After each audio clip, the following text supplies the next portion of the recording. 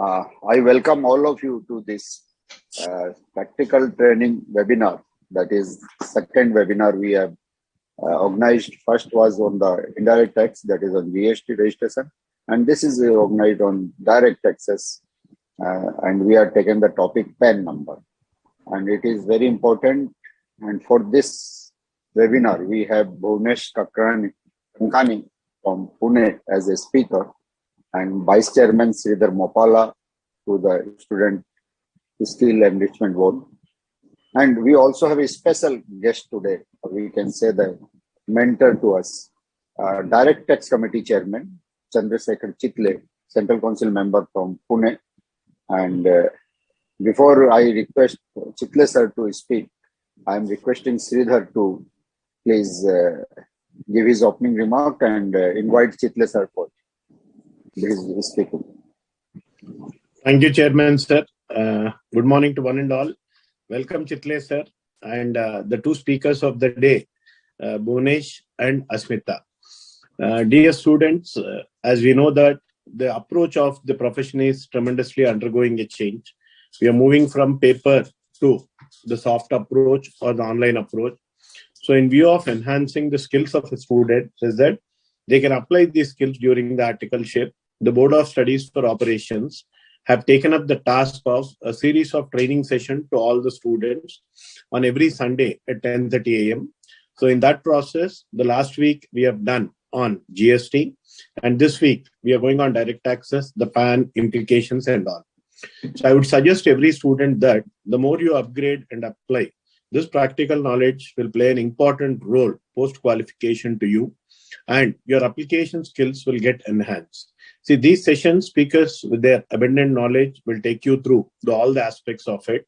But request every student to discuss the same with your principal, start applying in your client situation, and do let us know in case of any specific areas you people require a training. So Board of Studies Operations, ICI, is always ready to give you the best of the training, both from theoretical and practical module. So I thank both the speakers for taking out their time and be a part of this. Coming to our special guest today, Chitle sir, the ever smiling and energetic, who is the chairman of Direct Taxes Committee.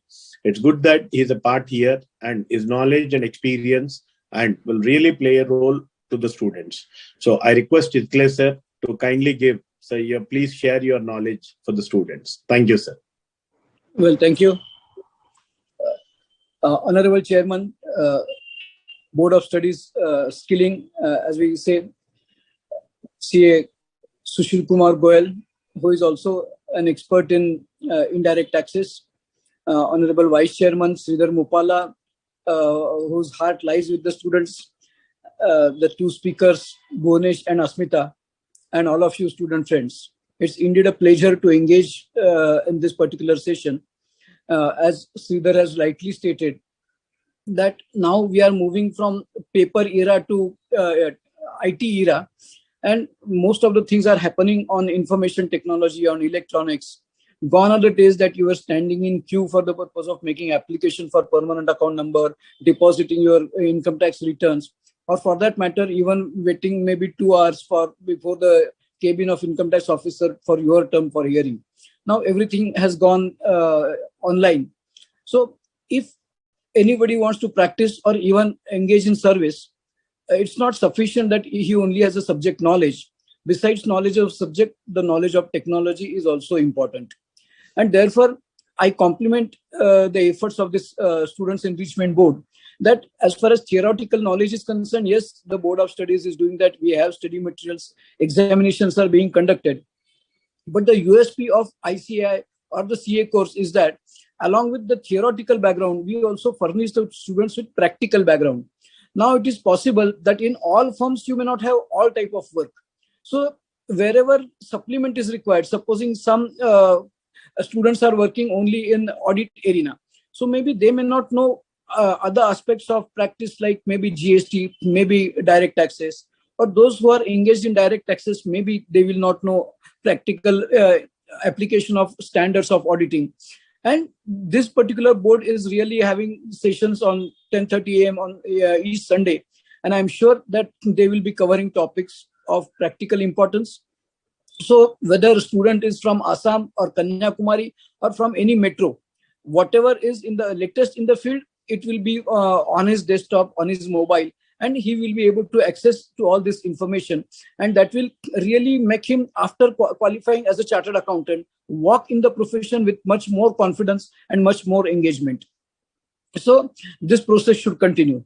Since Vice Chairman has asked that, okay, any subject you should ask us, so I definitely would request that now the tax audits also would be taken up in the month of, say, June, July, August, and so on. So if we have a couple of sessions on how to conduct tax audit, maybe practical aspects, that also will help.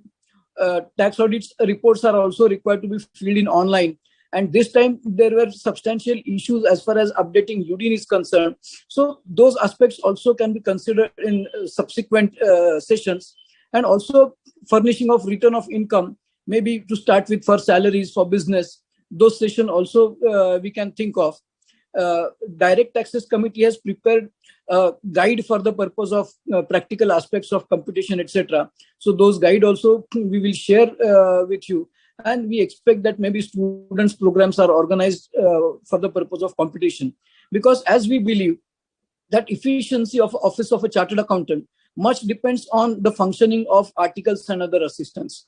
Because Indian psychology being as it is, if the due date is 31st of July, clients start coming from 1st July, 15th July, even 25 July. So much of the groundwork is done by the students, and by the time the work reaches the table of the chartered accountant, the files are piled up. So it may or may not be possible for him to do the justice which otherwise he would do if the file is received today.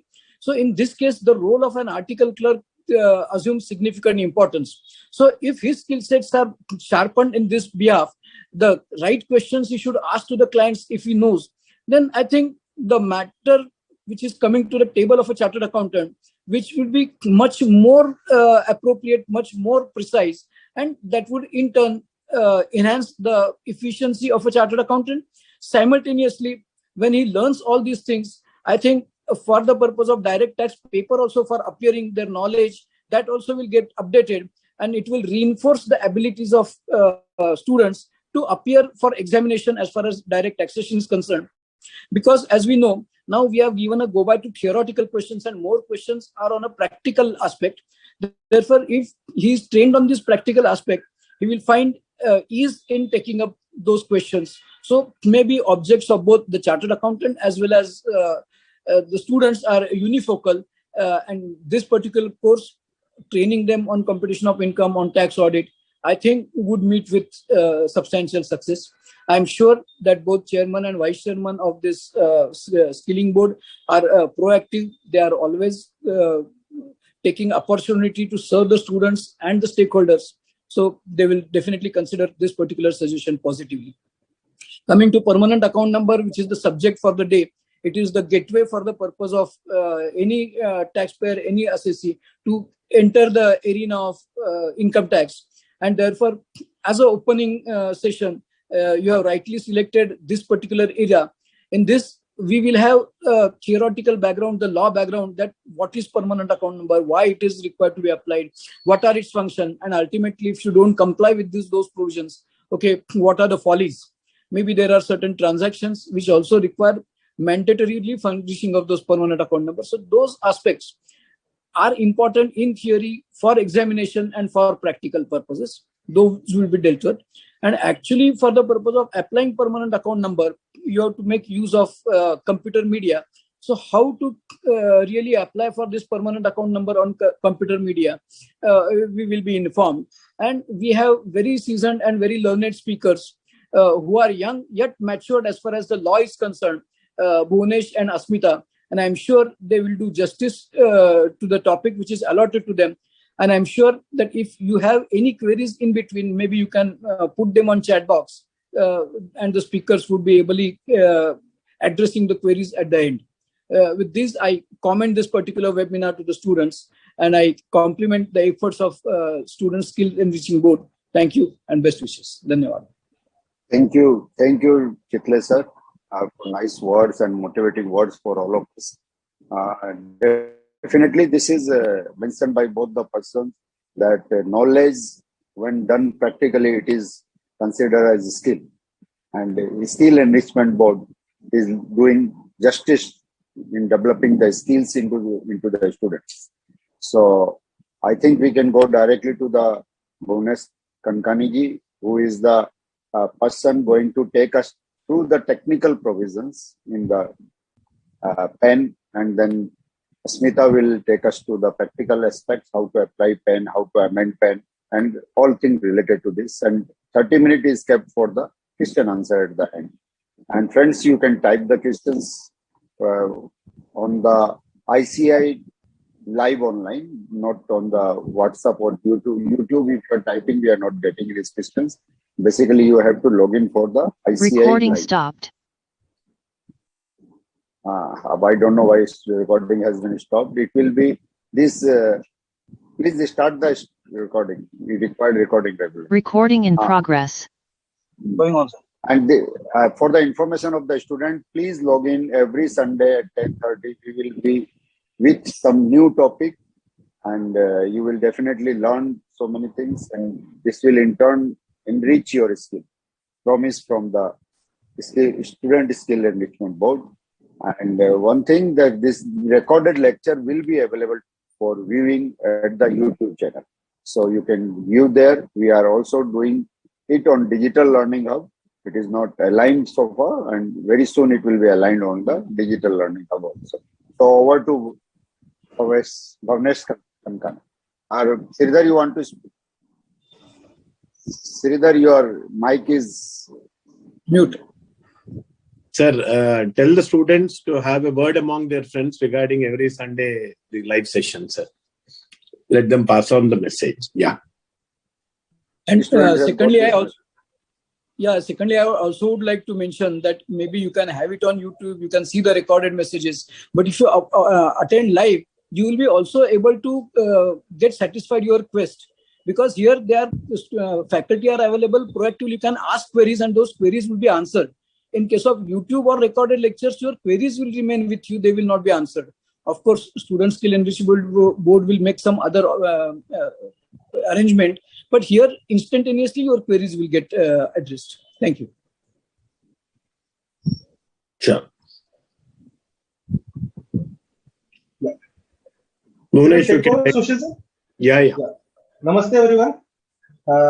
In the august presence of all the learned senior members, I first of all extend my heartfelt thanks to the Student Skill Enrichment Board, a Board of Studies and Direct Tax Committee, Chitle sir is here, to providing us a very great and important opportunity to present our views on this very important and primary basic topic of PAN. As the bench has already been set, the background has already been set, what is the importance of having a PAN, permanent account number? So friends, believe me, there are various instances in practical life wherein even the practicing chartered accountant feels that an in-depth study of the provisions of PAN, section 139A, is required to have. Because there are many instances which we will surely discuss at length in our this first half of seminar or webinar, wherein the PAN importance we will be discussing why the PAN, what is the importance of having correct PAN at place. Correct PAN, I am highlighting correct PAN because many instances have happened that officers are continuously dealing with. If what happens if there are more than one PAN? Does PAN means the identity? Many aspects are there. And before that, we will also we will try to give a brief touch to the legal provisions which are required for our basic understanding. And before that, I will try to dive into the history of PAN so that we come to know what is the importance of today's new series of PAN which we are having at place. जब तक इतिहास पता नहीं चलता, present का importance पता नहीं चलता. That is what I always believe. So I will share my screen and kick off with the presentation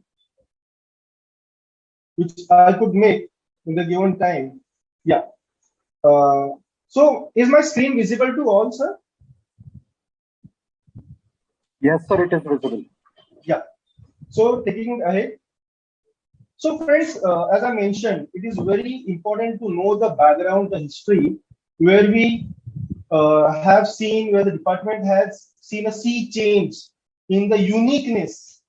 So friends, what was there earlier? Before PAN, today PAN, it is called as new series of PAN. जहाँ पे अपने को 10 characters मिलते हैं, 4th character is something which specifies the status, 5th is the initial of that surname. I'm not going into these aspects because you know it all. For that new series of PAN, there was old series of PAN. Before that, there was GIR number. What is called as General Index Register Number. Friend, what was that? Friends, as we know today, it's a highly automated process of issuance of PAN. But friends, what was there in 1970s? क्या होता था पहले? Earlier, friends, what used to happen is, as you would have surely aware that while applying PAN, you need to select the ward number of the assessing officer or the circle of the assessing officer. It has a background.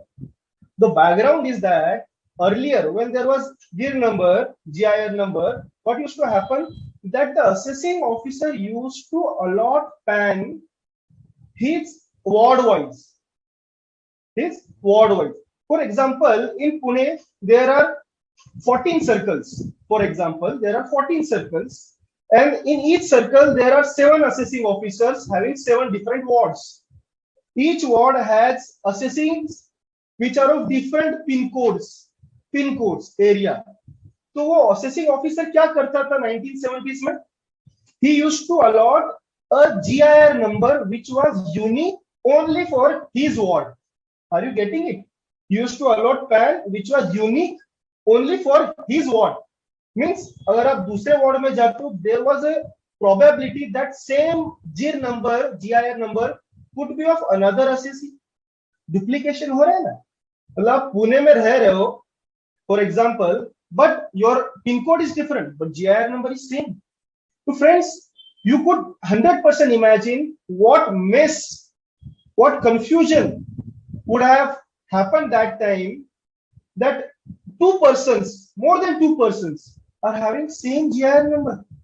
And friends, again, it was a manual task. It was a manual task. Undoubtedly, this being the reasons we see today such a huge book of income tax, what has happened in history has led to so many amendments. As we every year see, every month see by new notifications and different judgments are coming from Supreme Court to Tribunal will set the correct interpretation of law. The reason being, there were many instances in history that the manual procedures, such kind of procedures used to lay a big loopholes. What loopholes? I need not clarify that manual होने से क्या होता है, duplication होने से क्या होता है. Assessee can jump onto another ward by changing an address. I'm just giving you an imaginary situation. What could have happened that time, leading to a huge loss of revenue for the government of India, for the treasury. So that being the background, then they started an old series, means GIN numbers. So they stepped a new step and they entered into new arena. That was an old series of PAN in 1972, which was made statutory somewhere around 1976. Wherein block of permanent account number was introduced in 1972. Statutory 1976 में हुआ applicable.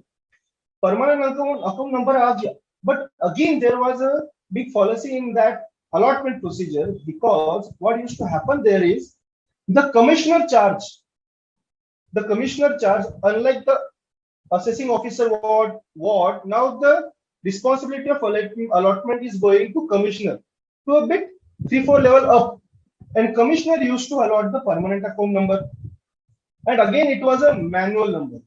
So again the situation, though it got reduced a bit more, the mess reduced, but what used to happen again is assessee, if he is in a commissioner charge, he used to get allotted the PAN, but when he shifted to another jurisdiction of another commissioner, a new PAN was required to be allotted, again duplicacy. You can again imagine the level of revenue loss which the treasury would have faced. Then in somewhere around 1995, it's mistaken, 1975, new series of PAN was started, that as we have today. We can see across India, PAN India, there is a unique PAN. that if Bhuvnesh Kankani is having a PAN, then same PAN, if he changes his address from Pune to Ajmer or Ajmer to Chhattisgarh ke andar Raipur, his PAN will remain same. What will be the right impact of such uniqueness? I think no need to detail on that. It will lead to uniqueness. It will lead to correct data centralization. You know, today is a world of data. The country which has a huge data is to be considered as superpower in today's world, in coming world. And it works internally within the country also. The government which has correct data can lead its masses, its population to the right direction. So, friends, now that being the background, we have a situation where we can discuss in the given background what is the importance of today's permanent account number. Why it is important to discuss? Unless we know the importance of PAN, we won't be able to understand the legal provisions, how they are drafted. Because for every legal provision, there's a background. And the background, as we say in legal world, is memorandum of any finance bill and the finance act. So the background of having today's unique new series of PAN, as I will be discussing now, let's start it now one by one. What it helps is it used to track the inflow and outflow of your money. Just imagine, you have your bank account number, it's linked to PAN. कितना पैसा आ रहा है और कहाँ पे जा रहा है? The bank is reporting to the income tax department.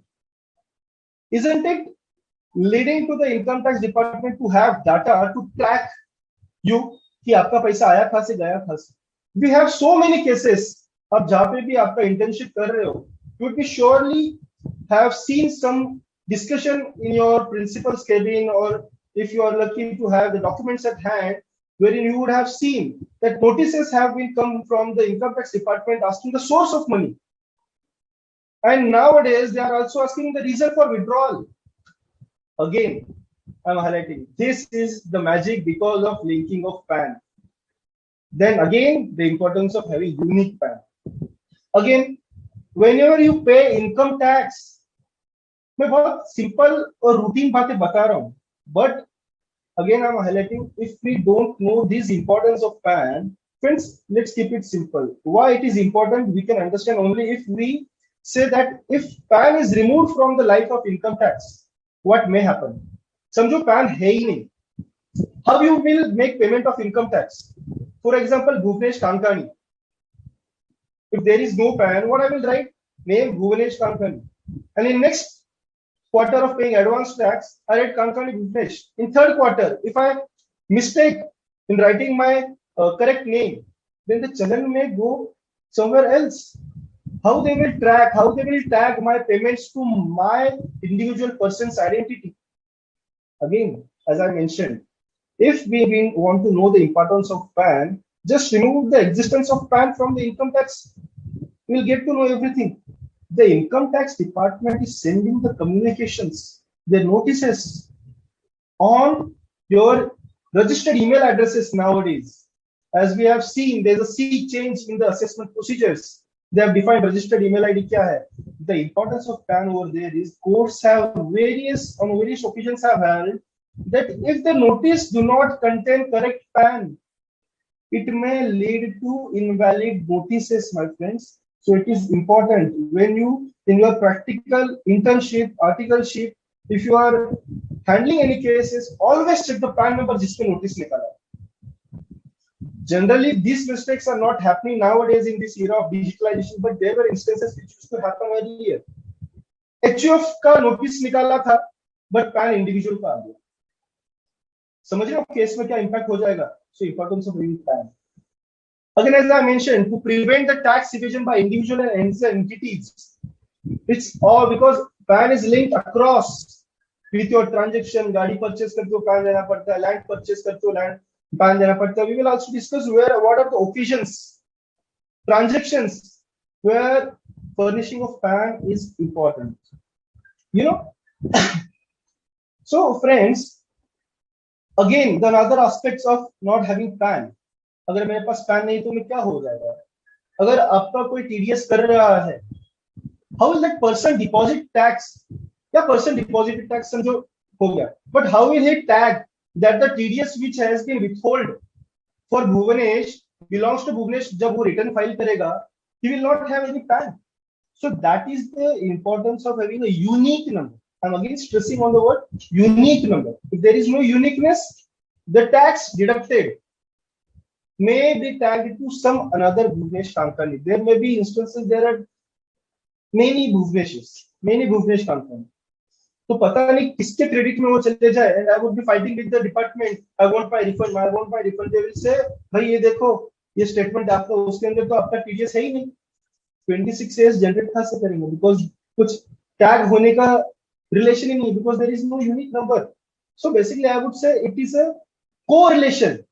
PAN leads to correlation between our individual identity and the department का interference. तो क्या होता है कि department can tag this is Bhuvanesh with this unique number, because there may be many different Bhuvaneshs, but this particular Bhuvanesh Kankani is having this PAN. I know I am talking very basic aspects, but the importance lies in these basics only.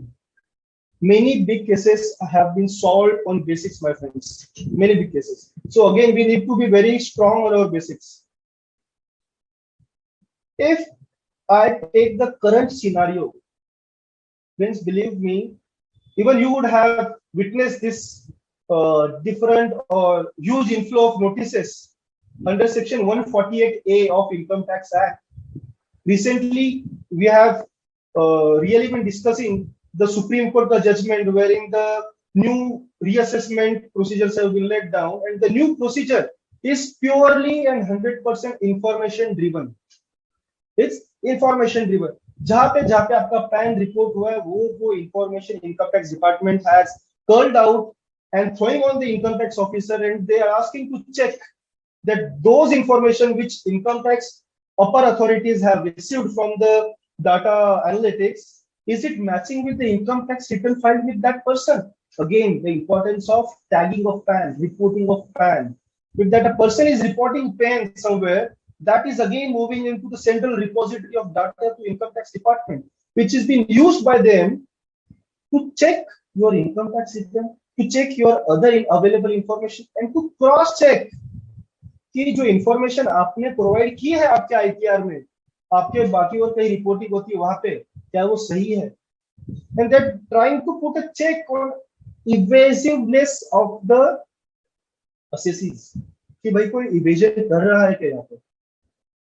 That is what the present scenario we are dealing with. All the notices have seen a mere single reason: you have not filed the return, or you have filed the return, you have not disclosed this transaction. Again, a magic of linking the PAN. Friends, if you open multiple bank accounts, you will see that कि मेरा PAN number पहले link नहीं था, अभी आजकल link हो चुका है. So what is the impact of that linking? You need to tell her transaction आपका report हो रहा है. हर immovable property purchase करते हो तो वो वहाँ पे PAN number देना पड़ता है. I am not commenting that every transaction is getting reported. Again, I will be discussing on that correlation, that what transaction may be required that you report your PAN, but that the receiving entity may not be required to report all the transactions to the income tax department. There are two different provisions in income tax, which is very crux to understand that हर जो अपन transaction अपन discuss करेंगे section 114B के अंदर, rule 114B में, that there are many instances where reporting of PAN is required, but the person receiving the information of PAN may not be required further to report those transactions to income tax department. So there is still a gap. There is still a gap which we need to understand very precisely, so that अपन को पता चले कहाँ पे reporting करने से भी impact नहीं होगा. जब तक अपन इसके लूज एंड्स पता नहीं कर लेते, अपन को इसका करेक्ट लॉ पता नहीं चलता. This is what I always have believed. So let's take our discussion in next part. As we have already discussed the history, the importance of PAN, now discussing the legal framework of permanent account number would be comparatively easy for us. See, my friends, in Income Tax Act, not only in income tax, in every law, there cannot be any administrative action as in from government or the executive body, unless it is enshrined in any law or any rules. हर चीज act में होनी जरूरी है और उसका mechanism कैसा हो वो रूल्स में होना जरूरी है. Without that, any authority cannot enforce any of his directions. Everything has to be in the Income Tax Act. So whatever we will be discussing, whatever implications, whatever penalties, whatever reporting requirement must be there in the Income Tax Act. So isn't it important to understand the legal framework of PAN? I believe yes. And it's quite interesting, my friends, क्योंकि जो चीजें अपन ने आज तक अपने आम तौर की जिंदगी में सुनी है कि ये करना पड़ता है, पैन के लिए ये एप्लीकेशन करना पड़ता है, चेंज होता है तो ये करना पड़ता है, इन जगहों पे पैन रिपोर्टिंग करनी पड़ती है. So friends, where does those all requirement find its root? It's in the section 139A of the Income Tax Act 1961. And to corresponding rules, rule 114 to 114D. I am again highlighting section 139A and rule 114 to 114D. Friends, why I always insist in my all of the webinar seminars that we should be very strong on the sections and rules, because we are chartered accountants. You are gonna be next chartered accountants, next future of our nation, and whenever you face any query, it should not be that आप Google कर रहे हैं. It should be that you are opening the right page of the Income Tax Act, right page of the rules, and you are getting the correct provision, authenticate text, so that you do not fall prey to someone else's opinion. You should be able to make your own individual opinion in the right manner, the right way. That is why I intended today, though it being a student webinar, I am highlighting the sections. Section 139A is the karta dharta of permanent account. In the corresponding rules, we will be dealing it. So what does section 139A enshrines in it? Subsection 1 of 139A lists down the situations where who is required to apply for PAN. We'll go to relevant text of section 139A to have a brief discussion over it, so that we come to know who all are required, mandatory to have a PAN. Then section 139A specifies who will allot permanent account number. Correct? Also, owing to section 139A, that is section 139A gives power to the mechanism, that is rule 114D, to list down the transaction where permanent account number is required to be quoted. We'll discuss 114D. It also states that PAN should be used in TDS certificates and TDS returns. As I mentioned, the background, it is all about reporting. ये सारा game data का है. It also states in the provision itself, that one person cannot have more than one PANs. One person must have only one PAN. And through this very provision, the rules are getting power to lay down the mechanism, the manner, how to apply for the PAN. What documents will be required? List 114, rule number 114 talks about the documents required. Friends, I'm again highlighting, whenever you want to know the actual list of documents which is required for any kind of status of that entity, you should go to rule 114. Not simply that Google documents required for individual, HUF, AOP. You should open straightforward rule 114 and check the table कि ये चाहिए. And आप छाती ठोक के बोल सकते हो जो मैं डाटा बोल रहा हूँ, that is correct, because it is the authenticate text, my friend. Always refer the authenticate text, that is bare acts and bare rules. It will help you to have a correct and right study in your academic life and your practical life. Let's go ahead, my friends. So, as I mentioned, we will go to section 139A to studies what subsection 1 talks about. I hope the screen is still visible. I have opened the income tax website. I have been informed that we should also highlight from where we can peruse the bare acts. So I intentionally kept my the page of Income Tax India open. It is like incometaxindia.gov.in. If you go, you will have those link to Income Tax Act, bare acts. From there, I have opened this page, and but after clicking this Income Tax Act, you will be able to see that there is a page which enshrines the number of sections. So where we want to go? 139A. I'm clicking here 139A. This is just practical aspect जो हम generally करते हैं, तो आपको भी ध्यान में है. कई बार act ना हो, you can always open this website का link and open 139A. Here it is. I will make a big. I will do zoom. आपको दिखने आ जाए. So we are going to discuss section 159. Intentionally, I am referring this bare act, ताकि the intention of having this skill enrichment board. This is a skill to read the Income Tax Act, from where to open it. अपने को ये सब चीजें basic अभी अपने stage पे समझ जानी चाहिए. So what the text speaks is subsection 1. Every person, I am reading section 139A, subsection 1, starting from here. Every person, please highlight every person. There is no exception.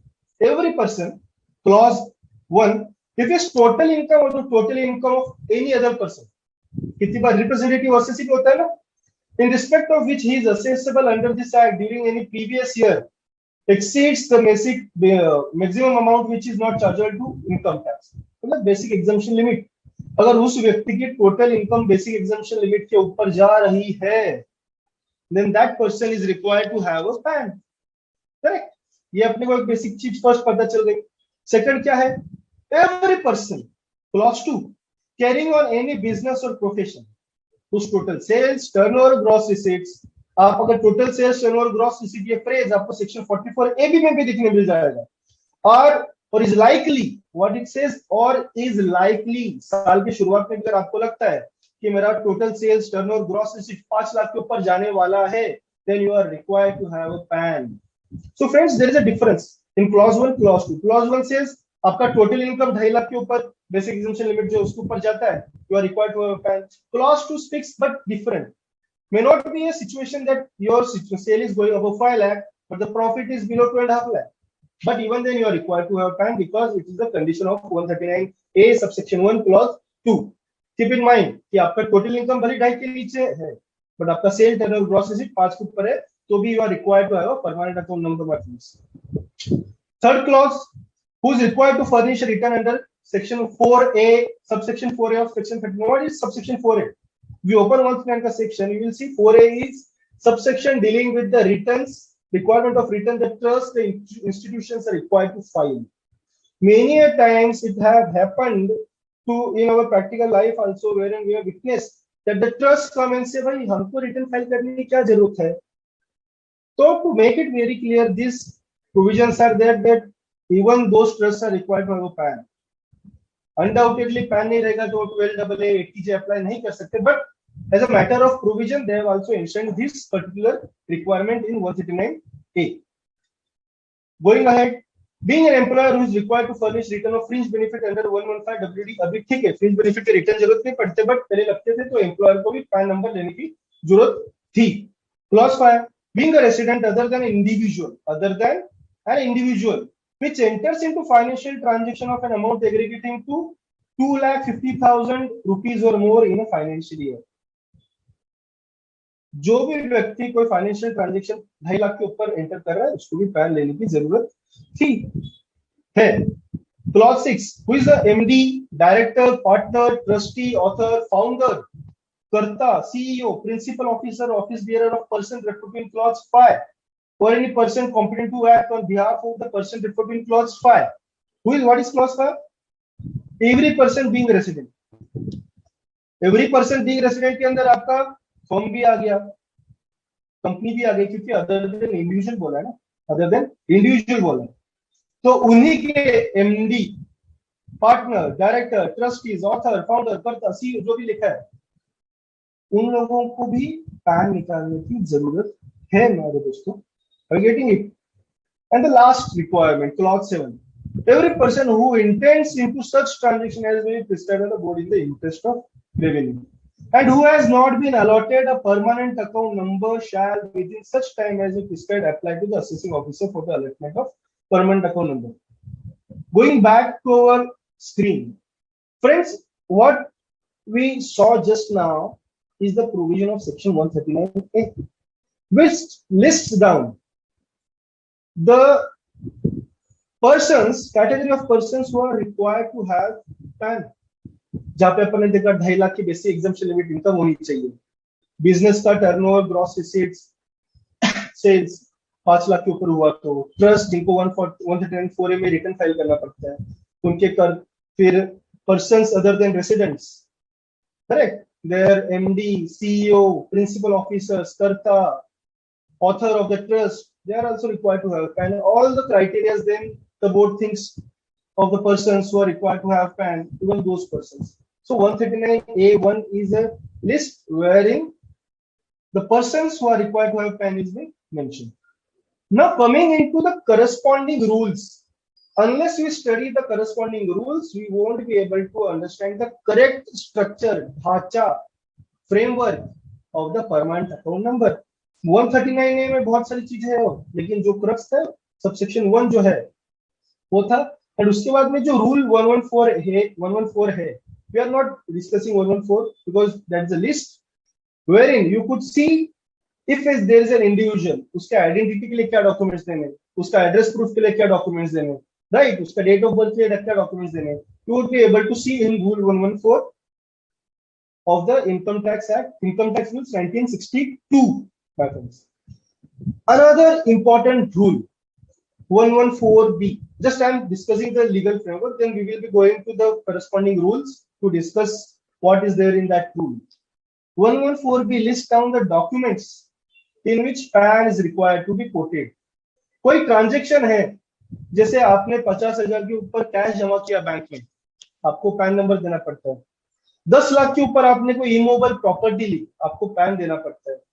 आपको कोई डिबेंचर आपने apply किया, share से apply किया, आपको pan देना पड़ता है. So such kind of transactions are enshrined under Rule 114B of the Rules 1962. Friends, there could be a question in your mind that, for example, or take for an instance, what if a person do not have PAN? What he will do? अभी मेरे को कुछ transaction करना और मेरे पास pan नहीं है. So what is the structure? What is the requirement? What are the provisions to handle such scenarios? So friends, there is a form number 60, which is required to be filled by that person and to be submitted to that recipient, the principal officer, the requiring person, stating all your required details, which form number 60 has: name, address, your identity proof, and many other things which form 60 requires, so that though there is no PAN with that person, the requisite information is handed over to the reporting entity. Correct? So, अगर कल आपको कोई पूछे मेरे पास PAN नहीं है but reporting करने की जरूरत है, so always keep in mind there is a form number 60, very basic thing, but बहुत जनों को ये पता नहीं होता है. तो आज मेरे हिसाब से आप लोगों को पता चल गया. फ्रेंड्स, अब इसके बाद में होता क्या मैकेनिज्म आपको प्रैक्टिकल लाइफ में बताता हूँ.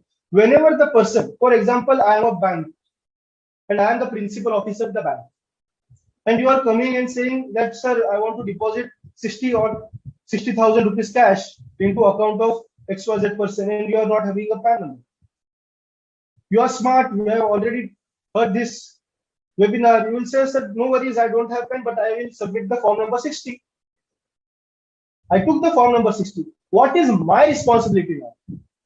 As a principal officer of bank, I am required to furnish all such form number 60s which I have received in the 6 months, then next 6 months, April to September and October to March. There is two deadlines, two due dates in a year, that wherein I will be furnishing the details of form 60 in statement under form number 61 to the income tax department.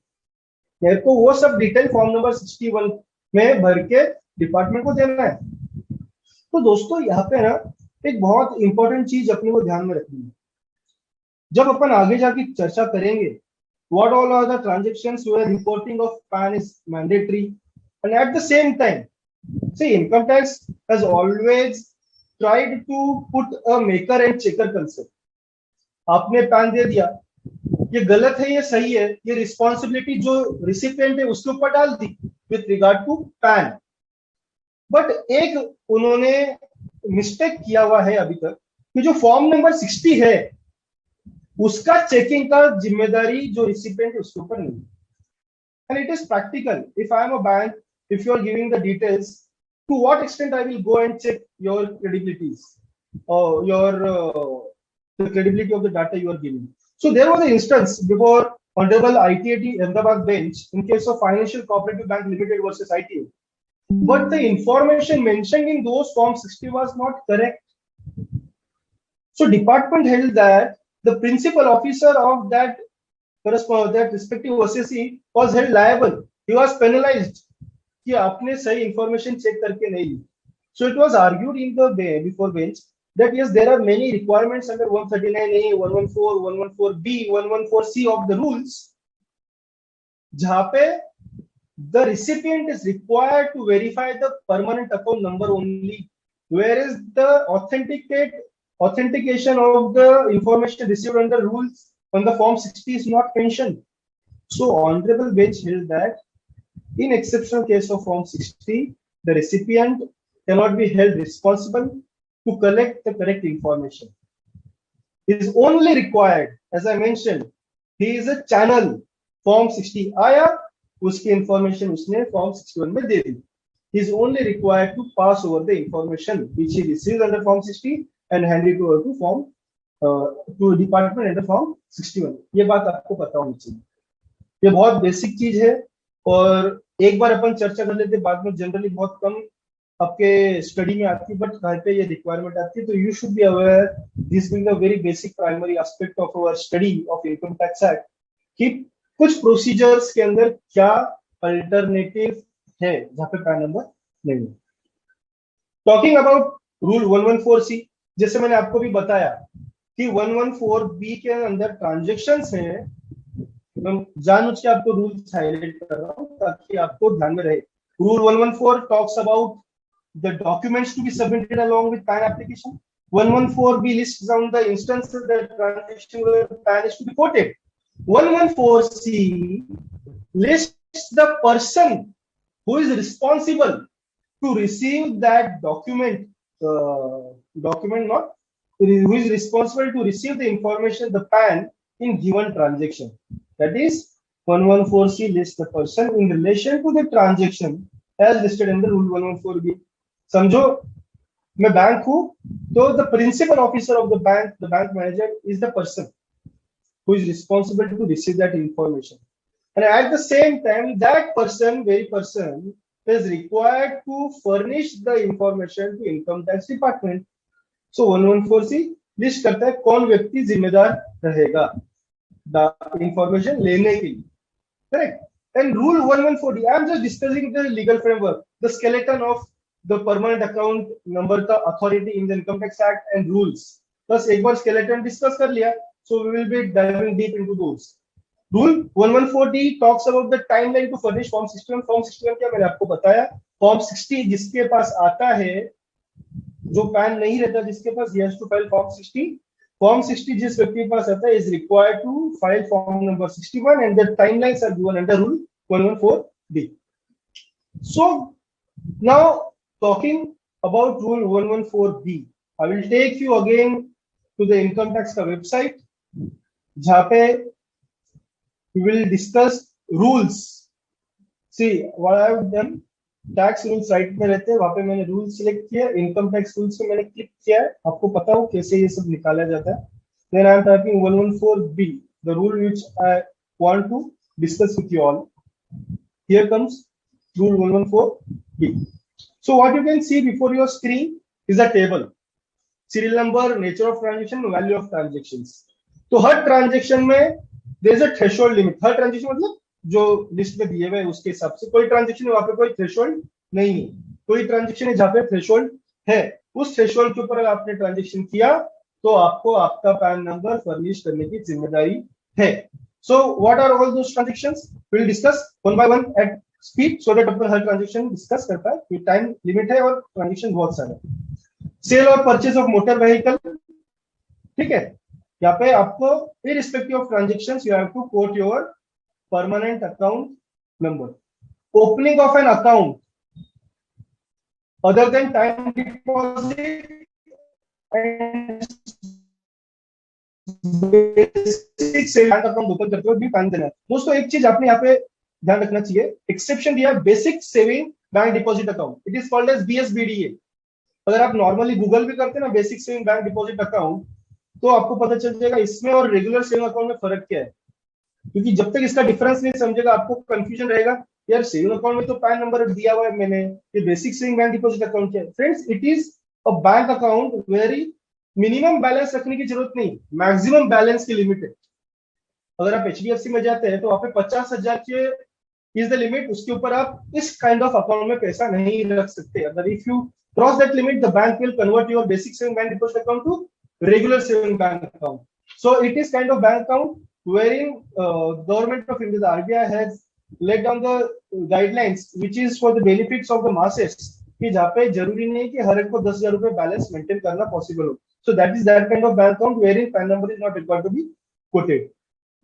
Third one is making an application to banking company or cooperative bank which Banking Regulation Act applies, or to for what is the requirement of application, that application is made for credit or debit card, तो आपको वहां पे pan number देना पड़ेगा। Demat account open करते हो तो वहां पे आपको पैन नंबर देना पड़ेगा। कोई होटल में जाते हो या रेस्टोरेंट में जाते हो जहाँ पे आपका बिल 50,000 रुपए के ऊपर जाता है और आप उसको कैश में पेमेंट कर रहे हो, then you are required to report your PAN, furnish your PAN number. It is so friends, मैं आपको उल्टा बताता हूँ। यू बीइंग एन ऑडिटर, आप कहीं होटल में जा रहे हैं, रेस्टोरेंट में जा रहे हो एज एन ऑडिटर, एंड आपको पता चल रहा है कि 50,000 रुपए की कैश का डिपॉजिट हुआ है for any of the service provided by hotel restaurant, you should check कि पैन नंबर लिया है कि नहीं होटल के मैनेजर ने, जो भी रिस्पांसिबल व्यक्ति है उसने। नहीं लिया, it should be part of your audit point. See we are at both end, at advisory end also end at the checker end also being an auditor. तो ये बात अपने को पता होनी चाहिए कि उसके जो अपन डॉक्यूमेंटेशन चेक करते हैं, see I always believe vouching is the very basic and utmost important part of an audit. तो ये पार्ट अपन जनरली मिस कर देते हैं। तो जनरली ये बात आपको याद मेरे पीछे, कोई बिल चेक करते हैं जहाँ पे 50 के ऊपर रोकड़ा है, तो you should check whether PAN is quoted और not. Payment in connection with travel to foreign country, payment of purchase of foreign currency. होता क्या है, one who is cash rich, उसने कुछ तो अनअकाउंटेड मनी में ट्रांजेक्शन किया and he wants to travel across India और out of India, he generally deposit cash in the bank account of the tour operator. तो जहाँ पे इनकम टैक्स डिपार्टमेंट को भी ये सब बातें पता होती है, तो they have made requirement of coating your pan at that instances also. अभी बहुत सारी जगह तो TCS भी आ गया, वहां पे अपन अभी आज पॉइंट ऑफ डिस्कशन नहीं है तो वो भी चर्चा करते हैं। अभी जब आप म्यूचुअल फंड के यूनिट्स परचेस करते हो तो भी आपको पैन कोड करना है। Limit is 50,000 again. डिवेंचर या बॉन्ड्स के लिए अप्लाई करते हो 50,000 के ऊपर, you are required to code the PAN. Payment to Reserve Bank of India for acquiring bonds, जैसे अलग अलग बॉन्ड्स इशू करती है RBI, वहां पे 50 के ऊपर आपने पेमेंट करना है। Then here they have not mention cash, they have just mention 50,000 rupees. If you see the difference, hotel restaurant या फॉरेन ट्रैवल के लिए payment in cash is the trigger point to code the PAN, where यहाँ पे cash का उल्लेख नहीं है। So you have to report PAN irrespective of the mode of making payment of the sum, correct. Going ahead, deposit with banking company, cooperative bank, wherein जहाँ पे आप exceeding 50,000 rupees deposit मतलब कैश ही होगा naturally, and 2.5 lakh during the period, नोटबंदी वाला period, जहाँ पे 50,000 रुपए नॉर्मल डेज में अगर ऊपर जमा करते हो, you are required to quote PAN, and during the नोटबंदी period, demonetisation period, you are required to quote the PAN if you are depositing more than 2.5 lakhs between the 9 November and 30 January, particular period for which they had made the amendment. कोई bank draft purchase कर रहे हो आप, कोई check है, तो उसके लिए भी अगर आप कैश में पेमेंट कर रहे हो 50,000 के ऊपर, you are required to report the PAN. अगर आप कोई FD बना रहे हो, time deposit with bank, cooperative bank, post office, Nidhi company, NBFC और वो 50 के ऊपर है, 50,000 रुपीज के ऊपर है और पूरे साल के अंदर 5 लाख के ऊपर है, मतलब there could be instance that you are making FD of 40,000 to avoid reporting of PAN, but eventually if it goes above 5 lakh you are required to report the PAN. Payment of one or more prepaid instrument, वहाँ पे भी again limit है, not going into each detail tax, तो आप वो देख सकते हैं, टाइम कंज्यूम के हिसाब से मैं हाईलाइट कर रहा हूँ। वहाँ पे भी अगर 50,000 के ऊपर जाता है तो you are required to report PAN. Life insurance premium बहुत इंपॉर्टेंट बात है ये। लाइफ इंश्योरेंस प्रीमियम अगर आप पेमेंट कर रहे हैं, अमाउंट 50,000 रुपीज है फाइनेंशियल ईयर, एक सालाना आप 50,000 के ऊपर आप प्रीमियम पे कर रहे हो, you are required to report PAN. Earlier even my seniors, my elder relatives used to say that upon life insurance से लोन ले लेंगे और कैश में रीपे कर देंगे, किसी को पता नहीं चलेगा। So those days have been no more prevailing in current scenario because the reporting mechanism is so robust that each such kind of mistakes have been reported to the department and there have been the reasons to reopening of your cases. Correct. Going ahead, a contract for sale or purchase of securities. So if it is above 1 lakh rupees, then you are required to report your PAN. Sale or purchase of any person, by any person, of share of a company not listed in recognized, unlisted company. आप किसी unlisted company का share ले रहे हो, तो अगर आपका लाख रुपए के ऊपर transaction, required to give the PAN. Sale or purchase of immobile property. If it goes about 10 lakh rupees, मतलब if the agreement value is 10 lakh rupees or the stamp value is 10 lakh rupees more, whichever is higher, if it exceeds 10 lakh, you are required to quote the PAN. Friends, यहाँ पे बहुत important चीज मैं आपको बताऊंगा कि the requirement of reporting PAN is there for a transaction about 10 lakh rupees. To whom you will be reporting the PAN is the registrar of land or the properties, correct? But whether he is required to report further, so for that we need to study section 285A, annual information return जो अपन बोलते हैं AIR, और उसका rule है 114E जो अपना topic नहीं, but just as a passing comment आपको पता होना चाहिए। At this juncture under rule 114B, I am required to report कि 10 लाख के ऊपर प्रॉपर्टी है तो मेरे को रिपोर्ट करना है, but the registrar is required to report those only transactions which are exceeding 30 lakh rupees, 30। जो 10 लाख के ऊपर आपने रिपोर्ट कर दिया, 30 लाख तक वो आगे रिपोर्ट नहीं करने वाले, so there is again a gap. So I think department, the government, the ministry should make these kind of differences at level so that कोई gap रह ना जाए वहाँ पे। Now coming to next part, sale or purchase by any person of goods or services of any nature specified in 1 to 17, जो ऊपर के table पे अपन ने देखा है, जो 2 लाख के ऊपर जाता है। तो अगर आप देखेंगे, if I'm not wrong, section 2, section ST, वहाँ पे भी लिखा है 2 लाख के ऊपर आप ट्रांजेक्शन नहीं करेंगे। तो यहाँ पे ये रूल इंश्योर करता है कि आप ऊपर करते हैं, वहाँ पे कुछ ST कैश में लिखा हुआ है, मतलब यहाँ पे there is no mention of cash, but if you are transacting more than 2 lakh rupees, you are required to have PAN for all those transactions which is listed in 1 to 17 of the table which we discussed. I know this was quite fast, speedy, but जो crux जहाँ पे मेरे को focus करना था, I highlighted that. Now coming back to our screen, that was with regard to 114B. So friends, what we have seen is 139A subsection 1, wherein we could understand the persons who are required to have a PAN mandatory. We saw 114B, the transactions where reporting of PAN is required. So those being the crux, basic aspects of a PAN structure. Now we need to jump on the next step. PAN report होने के बाद क्या होगा? आपने कर दिया report, तो जो रिपोर्टिंग जिसको किया है आपने, जिस एंटिटी को किया है आपने, that entity will be reporting further to income tax department. Now at this juncture I am not coming at that discussion कि भाई 285BA के अंदर ये ट्रांजेक्शन तो रिपोर्ट करने को बताया नहीं, तो मतलब क्या रिपोर्ट करने के? Considering that to be a separate point of discussion, the intention of this reporting is that these entities will be reporting further to income tax department, and irrespective of that fact that they are not required to further report. But during assessment proceedings, if an assessing officer requires to check on given assessee भाई उसने क्या क्या transaction किया with given person, they will summon that entity with whom that assessee has transacted and check कि उसने pan क्या दिया है, वो पैन उसी का दिया है, टू वेरीफाई कि ये ट्रांजेक्शन उसका है. So the entire exercise of reporting pan, allotment of PAN, transacting with proper reporting of PAN, the responsibility of the recipient of the information to check the PAN is correct or not. The outcome is only one outcome. The reason is to get information from the population itself. आप मुझे payment दो, मैं आपका payment आपने मुझे किया है 2 लाख के ऊपर कैश में, मैं इनकम टैक्स डिपार्टमेंट को रिपोर्ट करूंगा. इंफॉर्मेशन आ गया. So friends, the reason of having this reporting is the very same reason which the tax deduction at source had the reason.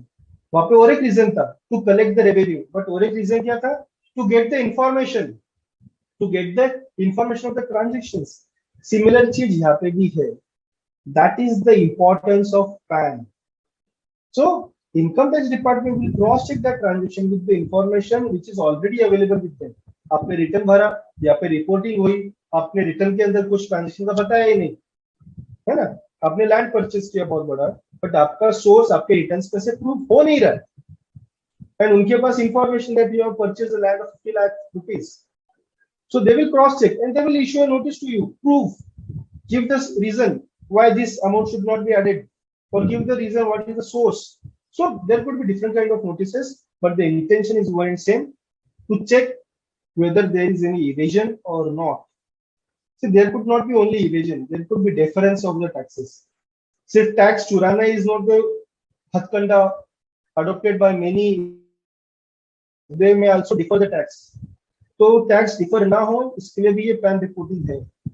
As I already mentioned, आज के 148 proceedings are real time example of reporting and simultaneous assessments. जितना information आज जो project insight income tax department के पास है, project insight is the dream project of the government, current government, to have a robust information with them which will enable them to open assessments of different kind of assesses and assesses at length. Again, the importance of data. So friends, coming to the most interesting part of today's discussion, which I always like to discuss with all of my audience every time, what are the confusions or myths regarding to given provisions of the Income Tax Act. Undoubtedly, you would be writing your questions, queries in the chat box, and those queries will be communicated to us to address if we could. There have been certain issues which I could call out of my past experience or the discussions which we always had with the students, with the members. First question in which I would like to, confusion I would like to draw your all's attention is it mandatory to file return of income after getting PAN? I think इसका answer आप सबको पता है. You are all learned people. भले student हुआ तो क्या हुआ सर, आज का स्टूडेंट बहुत आगे है, हम हर चीज ढूंढ के निकाले थे. Yes, your answer is correct. What you have in mind, सिर्फ पैन निकालने से रिटर्न भरने की जरूरत नहीं होती, अनलेस सेक्शन 139 सबसेक्शन 1 जो अपना है इनकम टैक्स एक्ट में, वे स्पेसिफाइज कि आपका टोटल इनकम exceed हुआ है given basic exemption limits, then you are required to file the return. And many other instances, just mere taking a PAN, getting a PAN is not a requirement for filing income tax return. Very clear. Point number 2, क्या 18 साल के नीचे का व्यक्ति pan ले सकता है? Can an individual have a PAN if he is below 18 years of age? What is your answers, my friend? जरूरी नहीं कि आप मेरे से बात करते आपके दिमाग में आंसर सोचो. Then only we can call this session as interactive. The answer to this question lies into a discussion to the taxation of the minor. As we all know, there is clubbing provision कि minor की अगर income होती है वो generally, I'm highlighting, generally club होती है उसके parents के साथ. But there is an exception. If the income earned by that minor is owing to his skill, going to his own labor, then that income should be taxed in that minor's hand. In that condition, I think even in that situation, the PAN allotment or seeking a PAN is important, and irrespective of that fact that you have income or not, you can get a PAN. You can get a PAN. 18 साल के नीचे का व्यक्ति को भी PAN मिल सकता है. तो वही आप कितने पैन रख सकते हो, 1 2 3 4 कितने रख सकते हो? As I mentioned in my initial part of discussion, the section 139A clearly specifies, states that a person who has already been allotted a PAN should not apply for another PAN.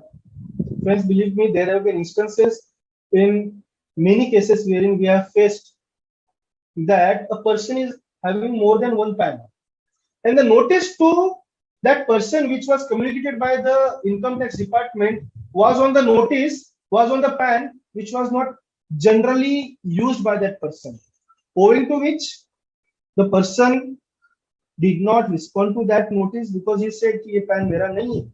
I don't know what was the intention with those assessors in their mind कि उनको tax चुराना था, क्या करना था, या सच में गलती थी. बट इसके वजह से नोटिसेस जो सर्व हुए वो गलत पैन पे हुए, सही पैन पे आए. Coming on that part, but I'm coming on the part that the end intention of income tax department is getting failed. So owing to that failure, income tax department, the ministry and the legislative has become very clear that you can only have one PAN, and if you have two PANs or more than two PANs, you have to surrender all other PANs and you are required to have single PAN. And many times it happens, friends. Take an example of a cooperative society.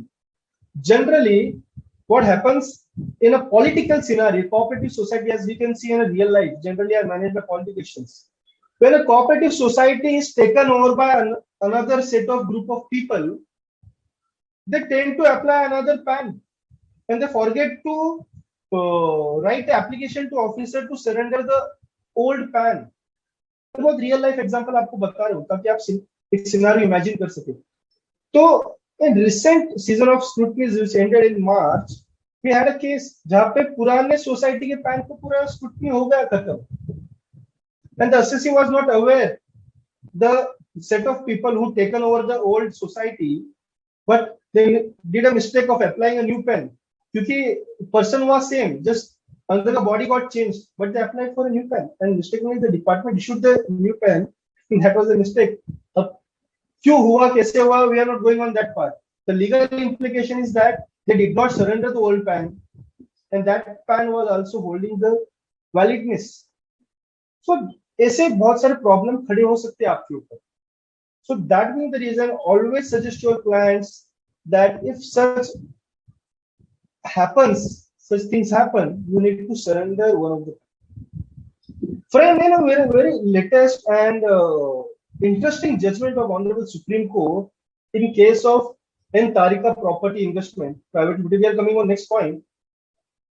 The question whether the PAN is ultimate proof of identity of a person, Honorable Supreme Court, it was a SLP, and wherein it was the Supreme Court agreed with the High Court's decision. The question which was asked over here, whether mere submission of a permanent account number serves the purpose of fulfilling the criteria of proving the identity. Friends, I will give you the brief background of the case ताकि आपको समझ में आ जाए. I hope मेरे पास 10 minute है ताकि अपने बाकी के इश्यूज खत्म कर पाएंगे. यहाँ पे हुआ क्या था इस केस में? As you know, Section 68 of Income Tax Act, unexplained cash credits in the books of accounts of the assessee. आप सबको पता होगा सेक्शन 68 बहुत इंटरेस्टिंग सेक्शन है. हर एक के लाइफ में सेक्शन 68, स्टूडेंट हो या कोई भी हो, उसके लाइफ में ये आता है. So there were share applicants who had applied for share application money. So who is responsible to prove the identity of those share applicants? It is the recipient. It is the recipient company. So in the proceedings, what the recipient did was they merely gave the permanent account number of the share applicants and said the responsibility of proving the identity of the share applicant has been done. As far as the assessee is concerned, the matter traveled to High Court. High Court said that it is a really interesting part. It held that PAN is merely allotted without any de facto verification and is to facilitate the revenue to keep track of transaction. क्या बोलता है high court? PAN का allotment बिना verification के किया जाता है and PAN is allotted to facilitate the department revenue to keep track of transaction. So it cannot be said that PAN is the ultimate proof of identity.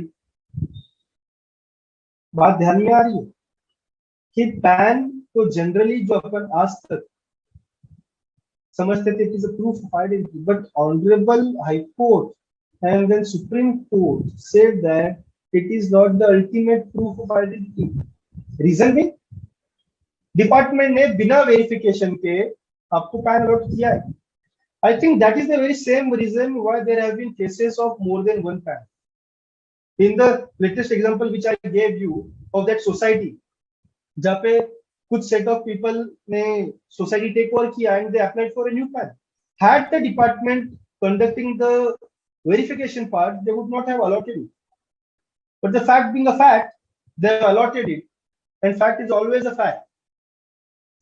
That as what honorable courts have held, it has been allotted without verification. So I again wish to highlight that it is not an ultimate proof of identity. Yes, it is it can be said to be a procedure or a manner in the steps to prove the identity, but it is the not only for the ultimate proof of identity. What did the court suggest in this case is that along with PAN, what should have been proved? The address where that person works, what kind of nature of the activities that person undertakes. Then you could say that you have proved the identity of that assessor. Coming into next part of interesting discussion is, say for example, a same person could be a company, could be a society, could be a trust, could be any person. If they have a two PAN, can that person be considered as two different assessee? अब ठीक है, गलती हो गई, दो pan है, तो क्या इनकम टैक्स डिपार्टमेंट दोनों पे अलग अलग असेसमेंट कर सकता है? क्या दोनों पे नोटिस निकले? क्या दोनों के असेसमेंट हो सकते थे? So this question was before honourable Gujarat high court in case of Sardar Vallabh Bhai Patel education society. What had happened in this case अपने को फैक्ट जानना जरूरी है ताकि अपन concept of permanent account number and उसका इम्प्लीकेशन समझ में. As you know that a trust may have different education institutes at different locations, different colleges, correct? एक dental college हो सकता है, कोई फिर regular school हो सकती है, कोई intermediate school हो सकती है, different premises. So इस केस में हुआ ये था, bankers ने trust को कहा था, you apply for a separate PAN. I'm not going into क्या बैंक ने सही किया गलत किया, but जो हुआ मैं आपको बता रहा हूँ. सेपरेट पैन करो ताकि आपके जो अलग institute, there was another institute under this society, there were many institutes. तो one of the institute bank said apply for another PAN, will operate different bank account with different PAN for this particular institute college under your bigger trust which is having a one PAN, ताकि आपका अलग bank account open कर सके. So they applied, that institute applied for a PAN, they got a different PAN, they opened a different bank account and they started depositing and withdrawing money from them. So ultimately, as you all know, the bank is required to report those transactions to the income tax department. Reported income tax, so bhai itna sa transaction ho raha, but there is no income tax return being filed. So naturally, as a corollary transaction, they issued a notice to that particular institute of the trust कि भैया आपने return file नहीं किया, please file the return. A natural reply which went from the trust was that it is our institute only and all the transactions of this institute have been considered while filing the income tax return of the Sardar Vallabhbhai Patel Education Society, which is a trust, which is a father trust having a PAN. And this PAN, though taken separately, doesn't mean that that institute is a separate independent entity. Gujarat High Court held so, that just merely having two different PAN will not lead to conclude that that is another entity. Coming on to next part, just two more slides, so that we could be concluding on this part of myths and confusion. Where PAN is allotted and represent different status, would it change the actual status of assessee? What is the actual question is, if I am a partnership firm and I have allotted for a PAN, and the PAN given is of AOP, what happens? सो यहाँ पे जो मैंने आपको example दिया वो case थोड़ा उल्टा है. In Tulsi mall association, it was association of person versus CIT Valsad का है, गुजरात का. The case was the SSC is an AOP, association of person. They applied for PAN, but the income tax department issued PAN under as a firm. Since they were never a firm, they never filed income tax return because they always included that AOP ka income in their individual hands.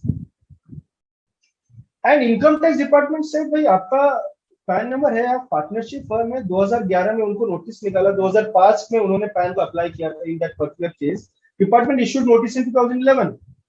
So when they received notice as a firm, the AOP surrendered the PAN of firm, stating that we are not firm but an AOP. But department did not do cognizance of that surrender application. And again in 2014, they completed an assessment of the firm. The matter traveled to Gujarat High Court. Gujarat High Court held that due to error of income tax department, PAN of firm was allotted, wherein there was no actual firm. अरे भैया firm exist करती ही नहीं है. How can you allot a PAN to a firm? So when there is no partnership firm, how can you assess the income of firm? Though there by an error of department you allotted a PAN under the status of firm, there could not be such assessment. So in a nutshell, erroneous description in PAN would not change the reality that such partnership firm ever existed or not. The last question, dosto. If you read the entire provisions of Income Tax Act and the rules, there is no time limit for allotment of PAN. There is time limit of issuance of notice, baki provision, the time limit for completion of assessments. Correct? Time limit of filing income tax return, TDS return. But जब department की बारी है allotment of PAN की, there was no such provisions. Subsection 3 of section 139 talks that if application or of PAN is done, the assessing officer is required to allot the PAN forthwith. So there was a case before Honorable Calcutta High Court in case of Chandrakant Kamlal Seth versus Union of India, that assessee had applied for PAN. There was huge delay in allotment of PAN. So the assessee went to court and said, "Sir, I had applied to PAN, and since I have not been allotted PAN, I am suffering so much losses."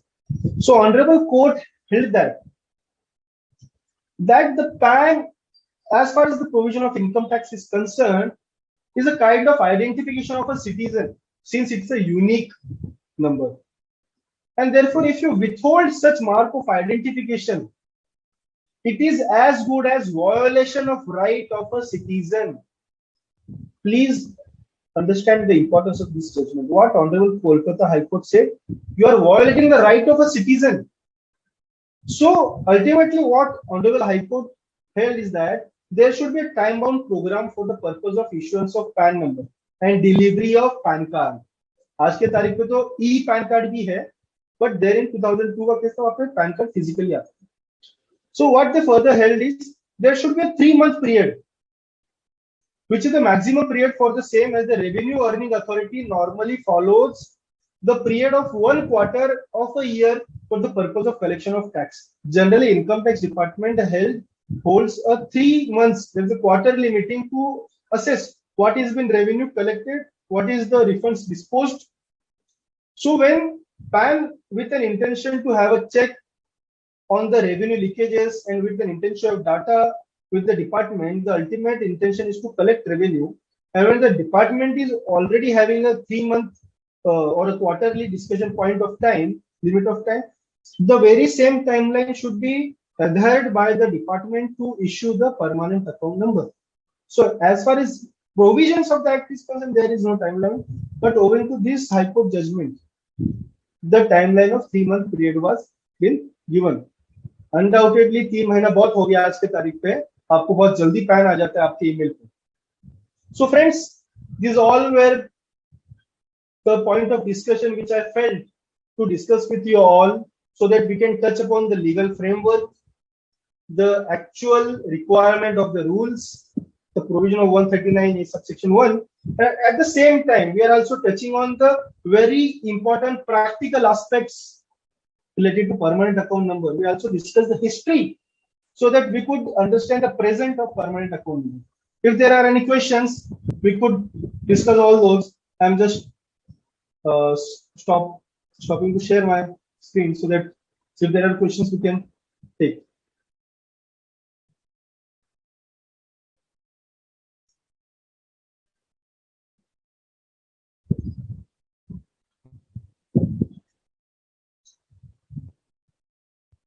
Yes, Vidiji, are there any questions?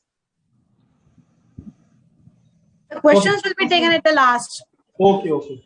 So, Ashmita, yeah, please. Madam, you can continue. Okay, ma'am. Yes. So, thank you very much, CA Bhuvanesh sir, for such a in-depth session on the theoretical, all the concepts. So, I'm here basically to make you understand all the procedures. I'm CA Asmita Phadke from Pune, and I thank Board of Studies to giving me such a platform, big platform for expressing my thoughts as a speaker over here. So, and also I thank CA Chandrasekhar Chitare sir for giving me this opportunity. So, I'm starting my session for the procedural aspects. Yes.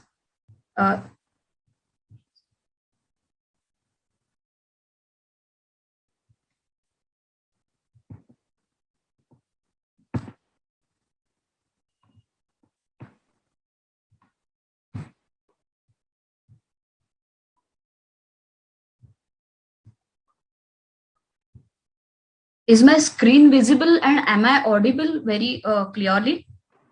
Yes, ma'am, your Yes. screen is visible. Yes.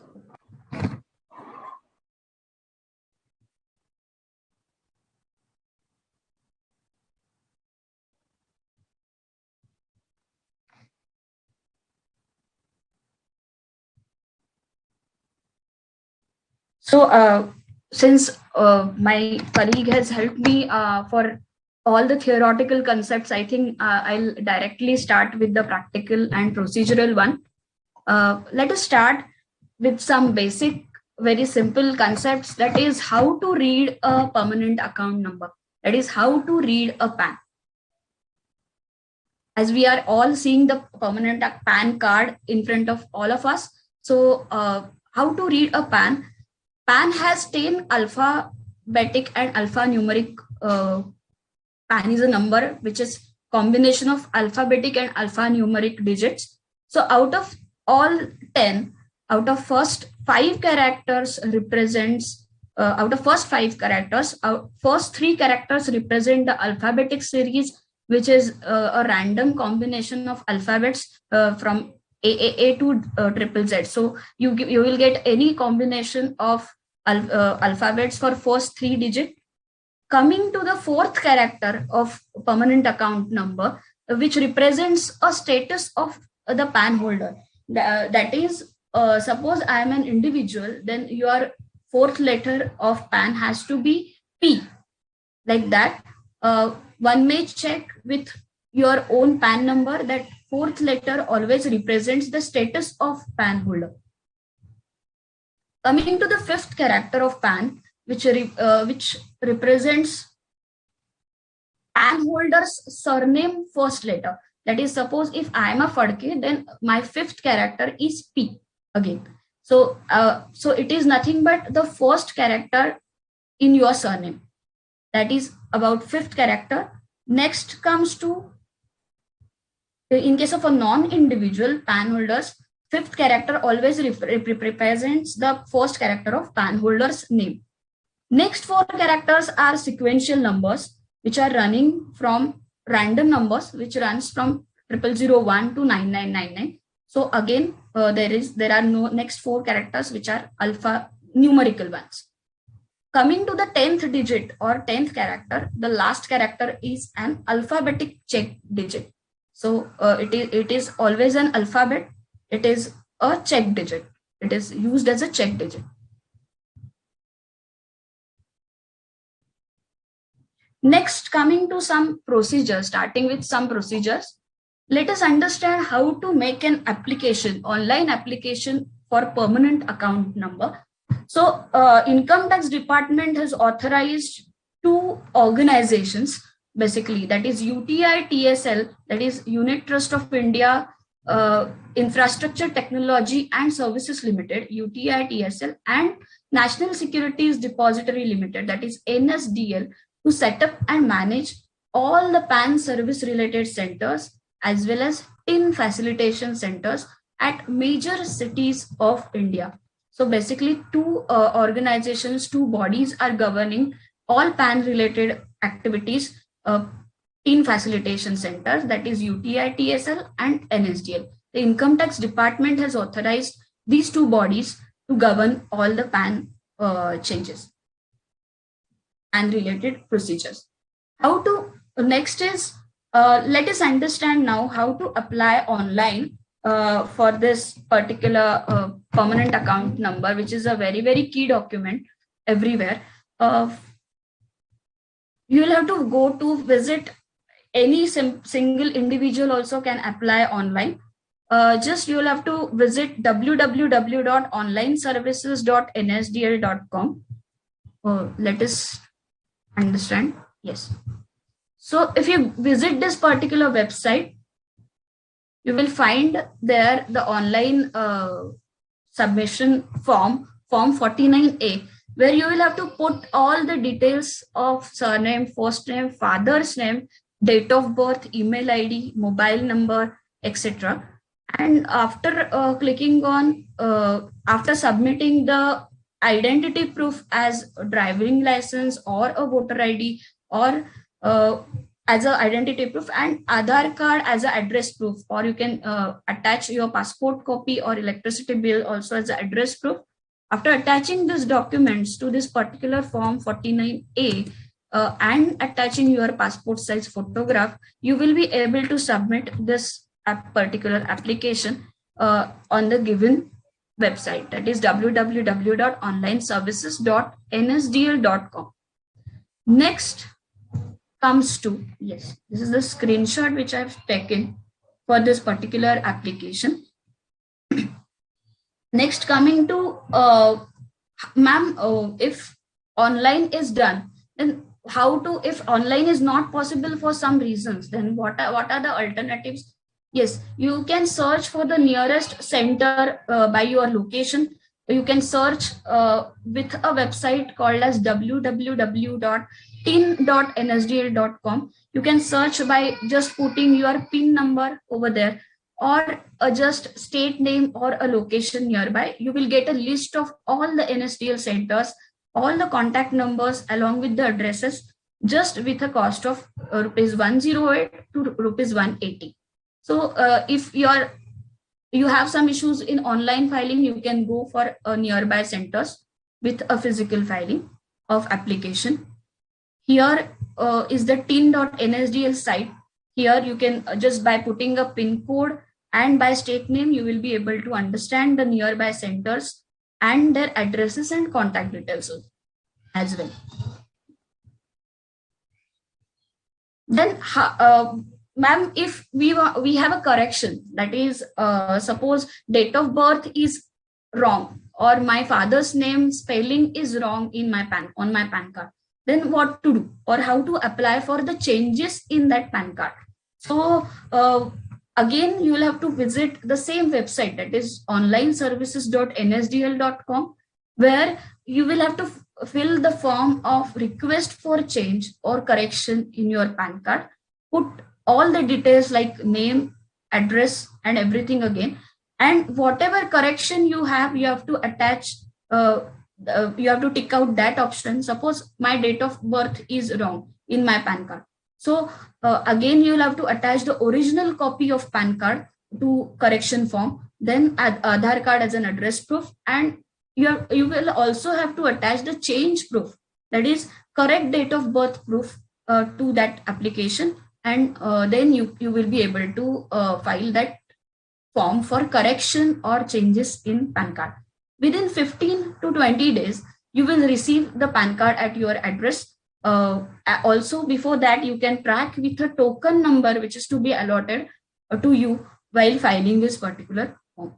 This is all about the changes, how to apply for the changes, how to apply for the corrections for a particular PAN application. Now coming to, if I have lost with my PAN card, now what to do if my PAN card is lost?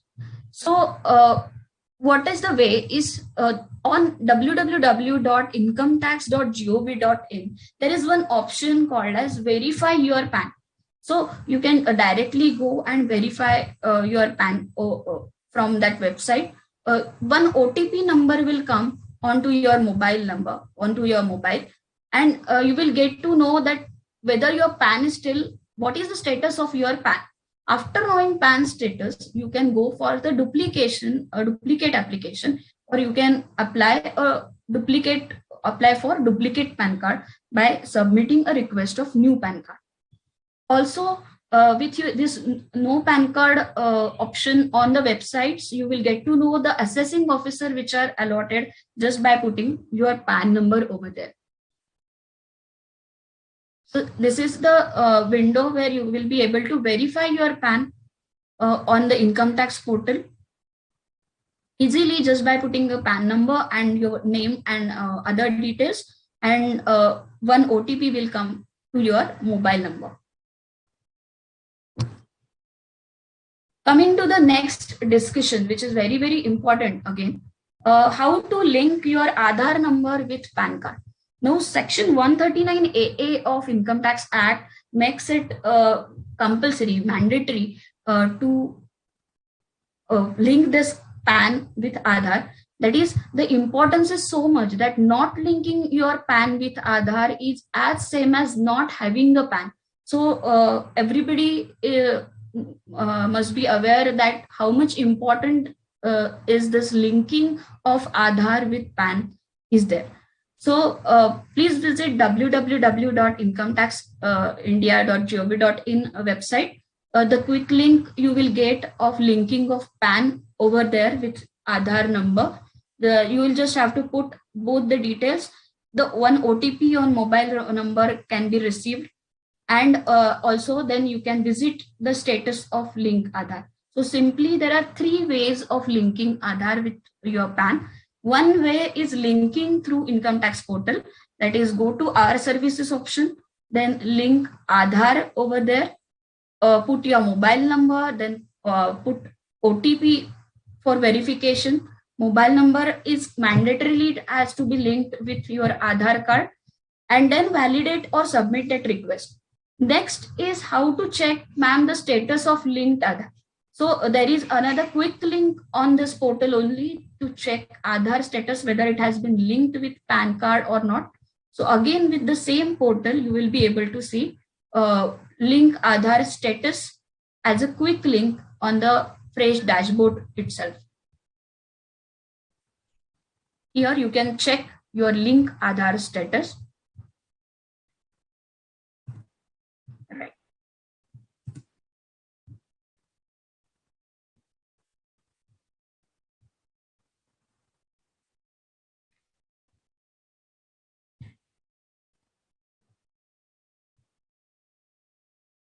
Yes. Next option which is available with me for linking Aadhaar and PAN is via SMS.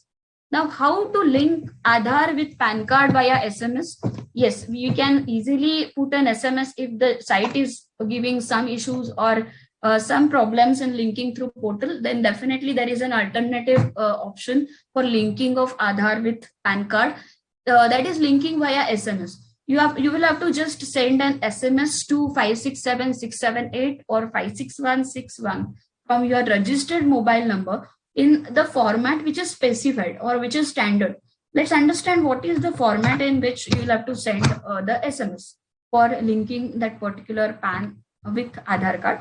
That is UID PAN space, put your 12-digit Aadhaar number, then again there is a space, and then you will have to put your 10-digit permanent account number.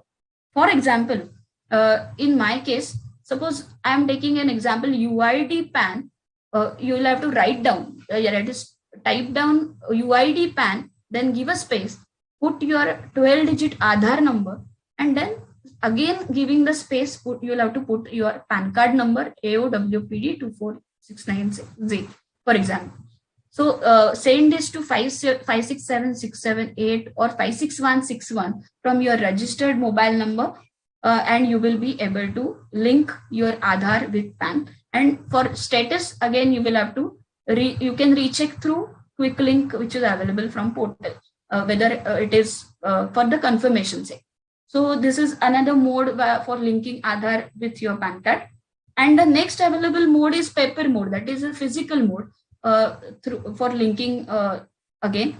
That is file one-page form, one-page application with very minimum fees with the nearby PAN centers or designated PAN centers, and along with the copies of Aadhaar card and PAN card. And then automatically the authority or the organizational bodies like NSDL or UTI will help you to link your Aadhaar card with PAN card. So physical mode is also available. So this is all about linking of Aadhaar with PAN. I hope this concept is very, very clear since I'm taking everything practically. So coming to my next discussion, let me know all of you that if a person has wrongfully allotted more than one PAN card, then what he is supposed to do. So it is very, very obligatory for him to, he should immediately surrender the one PAN card with him to Income Tax Department, additional PAN card. So it is not allowed for holding 2 PAN cards at a time. Next, coming to some, again, other aspects. Coming to other aspects like when the PAN is mandatory to quote, so almost we have seen, I'm just quickly revising, that any person whose total income is exceeding the tax-free limit can apply to the PAN. Then any person carrying on business profession whose gross receipts are exceeding ₹5 lakhs in any previous year can apply to permanent account number. If he's an importer or exporter, he is mandatory to apply for PAN. If you are a charitable trust, then also you are compulsory. It is compulsory for a trust also to apply for PAN. If he is an assessee under any GST Act, yes, of course, PAN is mandatory. Next comes to transaction where PAN is compulsory, as the sir has already discussed. Let's quickly revise the provisions when the PAN is compulsory or cases where PAN is mandatory. That is sale and purchase of motor vehicle other than two-wheeler. Yes. Sale and purchase of securities which are exceeding the limit of ₹1 lakh. Yes, PAN is mandatory. Then cash payment of hotel bills which are exceeding ₹50,000 at one time. Yes, PAN is mandatory. All TDS, TCS certificates, PAN is compulsory. GST registration, yes. Application for issue of any debit credit card, even a single bank account cannot be opened without PAN, without having a PAN card. So, and filing, obviously, income tax return, as we all know, PAN is compulsory. So these are some of the transactions where PAN is mandatory for us. Then persons not required to have a PAN. This is something very obvious and very interesting. Rule 114C provides the provisions of 139A or exceptions to the provisions of section 139A. That is, persons who are not liable to apply for in the following cases.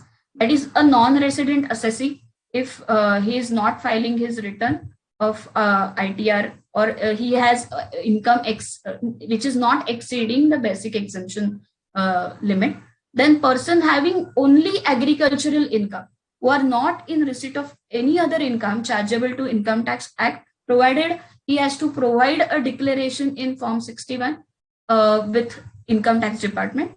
And the last one, if an assessee is belongs to that central government or state government category, and he has filed obviously the declaration under form number 61. Now, what if PAN, suppose if somebody is not aware, or he has not applied, though he is eligible for and compulsorily to have a PAN, what are the penalties, or what are the referration under Income Tax Act? So simply section 272B states levies a penalty of flat rupees 10,000 on the person, on the individual, if any person fails to comply that the mandatory provisions of permanent account number. So section 272B, which states all the penalties of related to permanent account number. Yes. Then I think let's understand quickly through the portal. Again, I'm visiting some of the links over here. Let's elaborate one by one. That is linking and application link.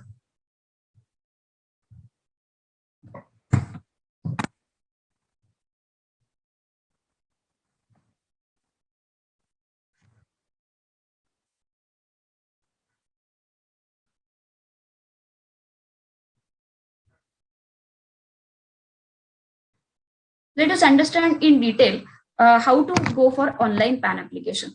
So here you will just have to put, I'm on the website of onlineservices.nsdl.com. Suppose I'm putting over here the Indian Citizen Form 49A individual. Title is, you can say any name you can give. You can select out of 3. Then last name is, suppose I'm putting here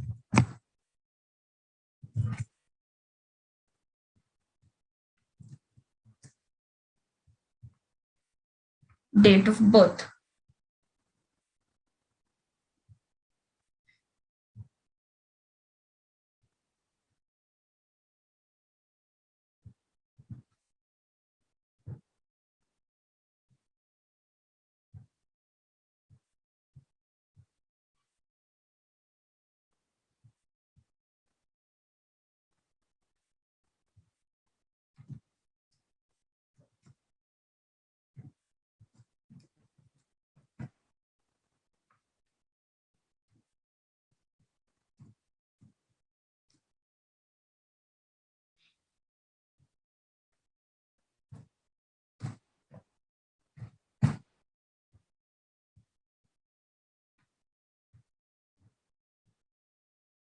And if I put the submit button, then my next window appears. That is CAPTCHA. Okay, I'll have to re-enter the CAPTCHA again.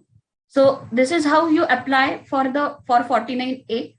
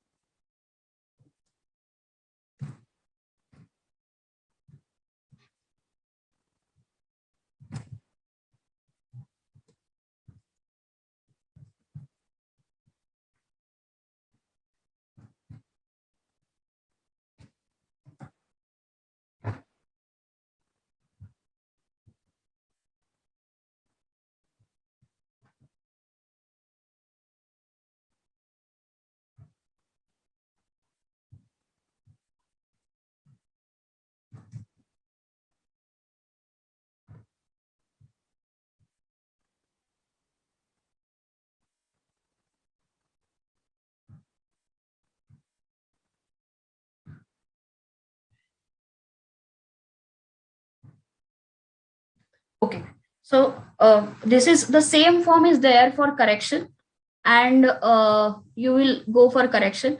Linking of Aadhaar and PAN card also has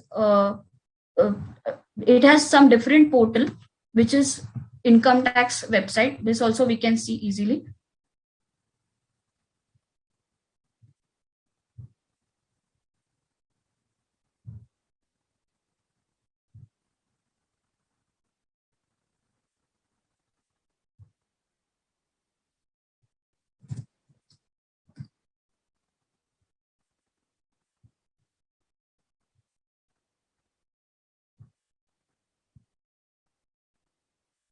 You will be able to see all the quick links at the left hand side where you can easily verify your.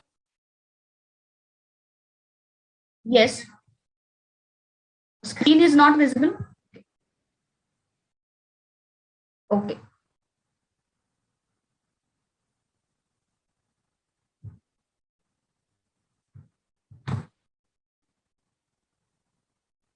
Now is it visible? Okay. So on the left hand side, you will get to know how to verify. The quick links are available on the website, that is verify your PAN, as well as the linking status of Aadhaar with PAN. So you will be able to see how to apply for instant ePAN. Here are the quick links which are available.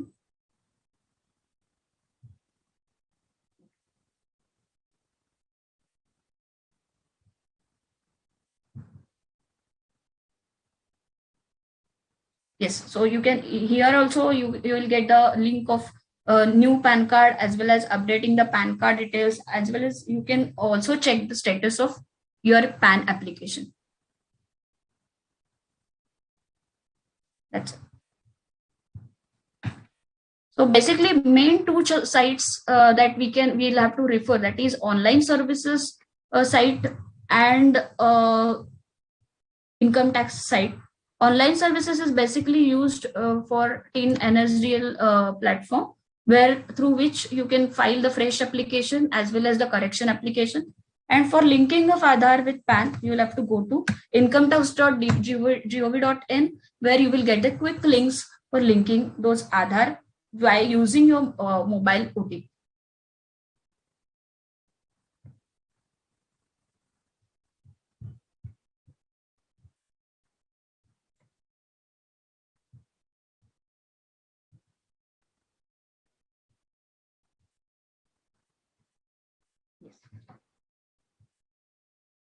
So any further queries as far as my discussion is concerned? Yes. You can put it in the question answer chat box. Anybody, I'll be here. I am here to solve all the issues related to procedures involved in PAN. Any further questions? Here are my contact details also. You can ask. I can resolve through email the queries related. Yes. Okay.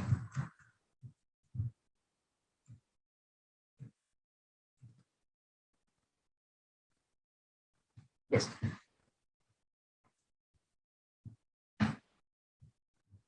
So thank you very much. If you have any questions related to procedures, you can ask anytime through the contact details which I have shared. And thank you very much for the patient listening. And thank again Board of Studies for giving me such platform. Yes.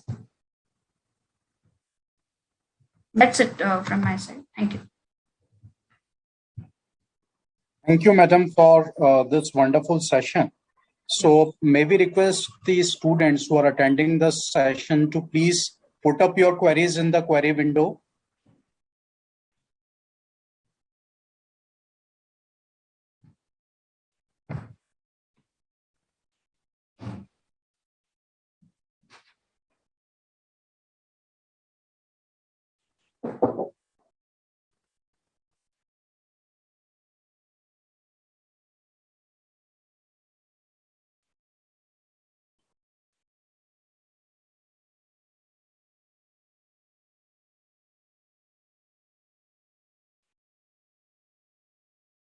All the audience who are attending the session, may we request you to put up your queries, if any.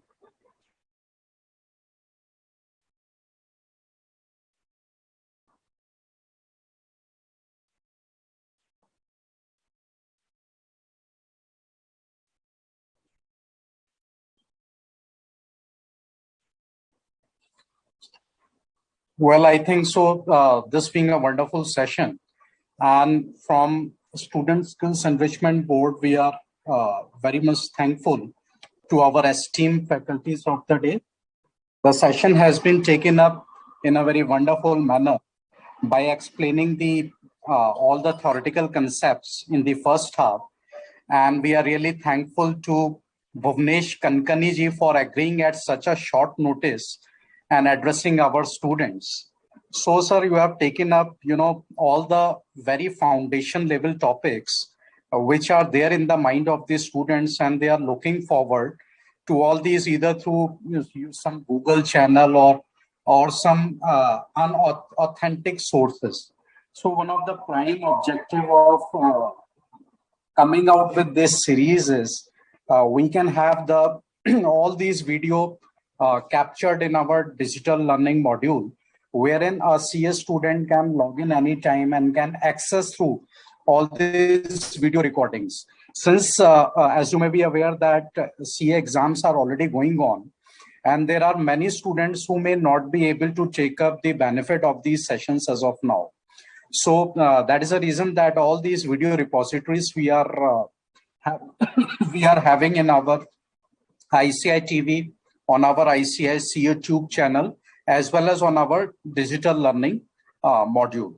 So I am thankful to Ms. Ashmita Fatke for taking up the practical aspects as to how to fill the PAN form, how to apply for e-PAN, and all the various practical basics which a student should know who is undergoing an articleship training.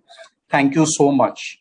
May I request Bhuvnesh Kankani ji if there is anything which we can add upon so that we can take this session for conclusion?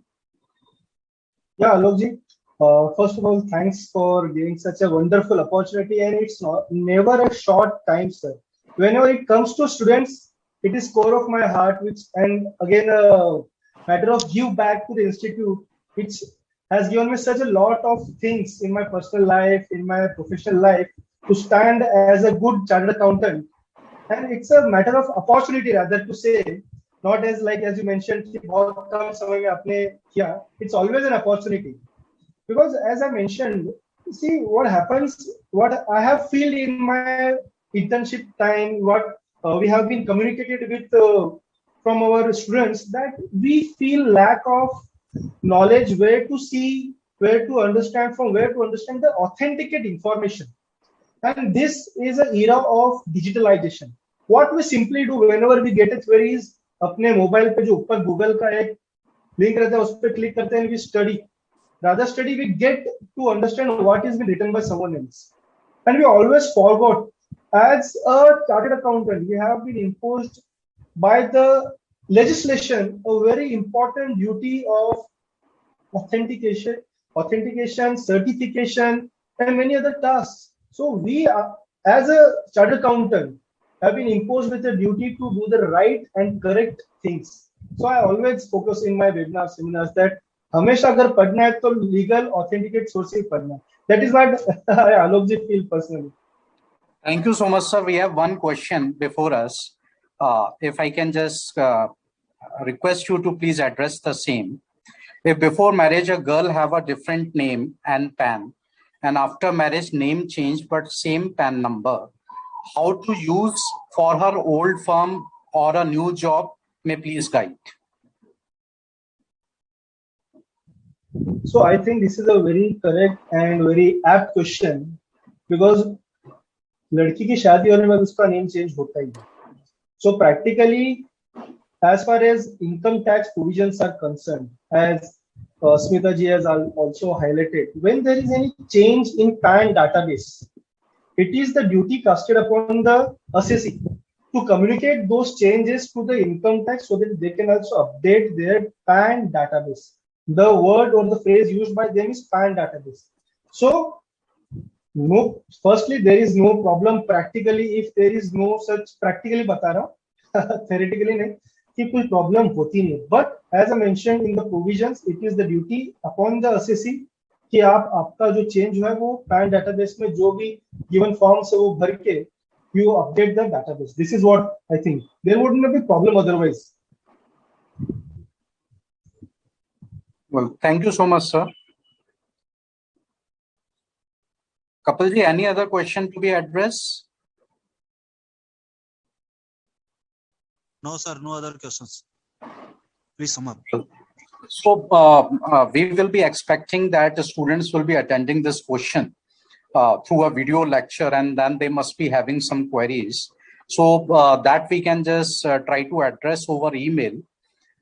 And I would like to thank our other speaker, C.S. Smita Fatke, for taking us through the portal and explaining us where all forms and rules and everything is available, and how one can apply it in such a simplified manner. Thank you so much, madam. With that, we can conclude this session for the day. Thank you. Thank you all. Thank you.